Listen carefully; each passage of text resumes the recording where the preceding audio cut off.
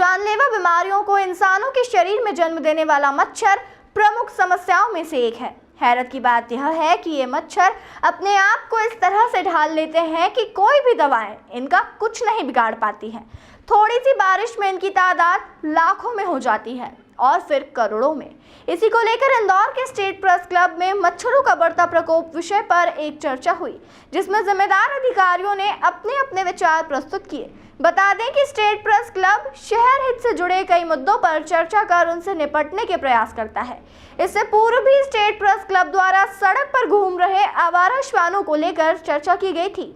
45 लाख की आबादी में मलेरिया विभाग के 35 और इंदौर नगर निगम के 25 कर्मचारी मच्छरों की समस्या से निजात पाने के लिए जुटे हुए हैं, लेकिन आबादी के मान से यह संख्या कम है। मच्छरों से मुकाबला करने के लिए फॉग मशीन या दवाएं कारगर नहीं है, बल्कि नागरिकों की जागरूकता से ही इस समस्या से मुकाबला किया जा सकता है। यह विचार state press club Madhya Pradesh द्वारा मच्छरों का बढ़ता प्रकोप विषय पर आयोजित टॉक शो में जिम्मेदार अधिकारियों ने व्यक्त किए। जिला मलेरिया अधिकारी दौलत पटेल ने बताया कि यूं तो मच्छरों की 300 से अधिक प्रजातियां हैं, लेकिन 10 से 12 तरह की प्रजाति के मच्छर बीमारी फैलाते हैं। मलेरिया, डेंगू, चिकनगुनिया, जापानी बुखार आदि प्रचलित बीमारियां हैं जो इन मच्छरों की ही देन है। उन्होंने बताया कि जिले में विभाग के 35 कर्मचारी नियमित रूप से लार्वा का सर्वे और मशीन से दवा का छिड़काव कर रहे हैं। यही टीम जगह जगह रहवासियों को जागरूक करने का भी काम करती है। उन्होंने सुझाव दिया कि नागरिक मच्छरों की उत्पत्ति रोकने के लिए क्रूड या एडिबल ऑयल फैले हुए पानी पर डाल सकते हैं। कीटनाशक दवा का उपयोग भी सतर्कता पूर्वक किया जा सकता है। देखिए बीमारी को समझने से पहले मस्कीटो की ब्रीडिंग कैसे होती है, उसके मस्कीटो की हमें हैबिट और हैबिटेट दोनों को समझने की ज़रूरत है। डेंगू और मलेरिया बीमारी को फैलाने वाला जो मच्छर है, ये साफ़ और रुके हुए पानी में पनपता है। अब चूँकि ऐसा पानी कहाँ हो सकता है, हम लोग समझ सकते हैं, हमारे घरों और आसपास में ये पानी ज़्यादा इकट्ठा होता है। तो कहीं ना कहीं हम नागरिकों की ये पूरी जिम्मेदारी हो जाती है कि हम अपने घर में और आसपास ऐसे पानी को इकट्ठा ना होने दें, क्योंकि अगर ऐसा पानी इकट्ठा हुआ तो ये एडीज़ और एनाफिलीज़ मच्छर की जो है ब्रीडिंग होगी और ये बीमारी को फैलाएगा। सर, यहाँ से कुछ समय बाद बारिश का मौसम शुरू होगा। आज हम क्या उपाय करें, क्योंकि बारिश के मौसम में पानी का जल जमाव हम देखें ज़्यादा दिखाई देगा। तो ये अगर आज हमने कोई हिदायत नहीं रखी तो ये आने वाले समय में कैसा परेशानी बढ़ाने का काम करें। देखिए कई स्तर पर हमारी इसके लिए कार्रवाई होती है। हमारी जो टीम है वो एक प्री प्लान तैयार करती है, उसके अकॉर्डिंग जो वार्ड है उसमें हमारी टीम एक एडवांस प्रोग्राम बनाती है और घरों का सर्वे करती है।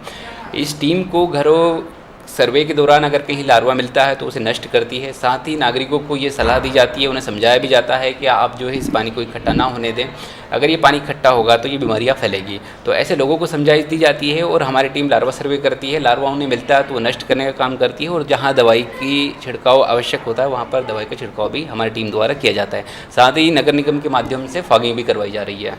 चर्चा में इंदौर नगर निगम के मुख्य स्वास्थ्य अधिकारी डॉक्टर आशुतोष उपाध्याय ने कहा कि नगर निगम, मलेरिया विभाग या स्वास्थ्य विभाग अपने स्तर पर मच्छर विरोधी अभियान चलाते हैं, लेकिन यह स्थायी विकल्प नहीं है। उन्होंने कहा कि नागरिकों की जागरूकता से ही समस्या से निजात पाया जा सकता है।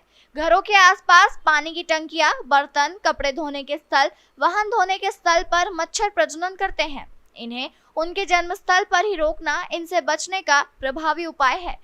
उन्होंने कहा कि बड़े आयोजन स्थल, सभागार आदि में तत्कालिक उपाय में फॉग मशीन कारगर है, बाकी जगह यह स्थायी समाधान नहीं है। डॉक्टर उपाध्याय ने बताया कि इंदौर नगर निगम के 19 जोनल ऑफिस में 2-2 फॉगिंग मशीन है, जो प्रतिदिन शाम के वक्त धुएं के साथ दवा का छिड़काव करती हैं। उन्होंने यह भी स्वीकार किया कि इनमें से आधी मशीनें खराब है।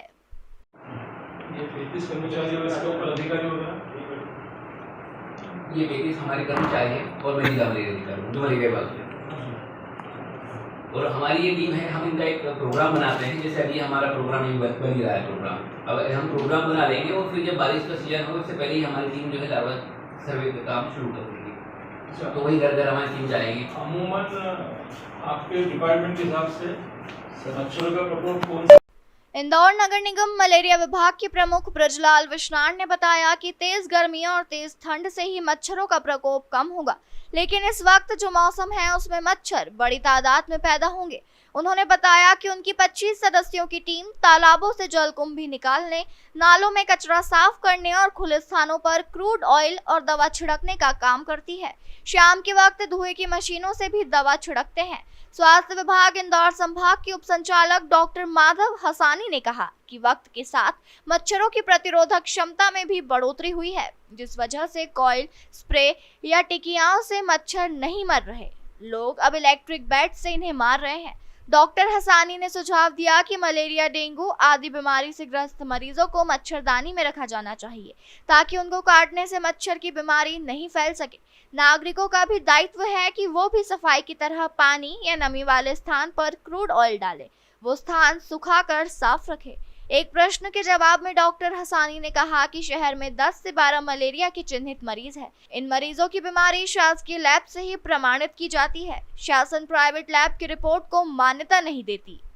देखिए, स्टेट प्रेस क्लब शहर के जो मुद्दे हैं उनसे भी सरोकार रखता है और उस पर हम लोग समय समय पर बातचीत करके कोई रास्ता निकालने की कोशिश करते हैं।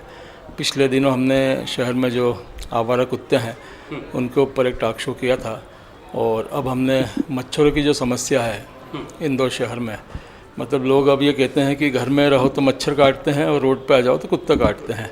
इस तरह की एक आम धारणा बनी है और ये समझ से परे है कि स्वच्छ शहर में इतनी बड़ी संख्या में, इतनी बड़ी मात्रा में मच्छरों का होना, और इस बार के मच्छरों पर आफत ये आई है कि कोई सा भी आप कॉइल जलाओ, धुआं करो, कोई सा भी स्प्रे करो, मच्छरों पर सब चीज़ें बेअसर है। तो इन सब चीज़ों पर विचार मंथन करने के लिए कि क्या समस्या है और इसका क्या निदान हो सकता है, हमने मलेरिया अधिकारी, स्वास्थ्य अधिकारी, संभाग के उप संचालक स्वास्थ्य और मेडिसिन विभाग की डॉक्टर, इन सबको बुलाकर कोशिश करी है कि कोई एक रास्ता हम सुझाएं और नगर निगम प्रशासन पर भी हम दबाव बनाएं कि वो इस समस्या को लेकर कुछ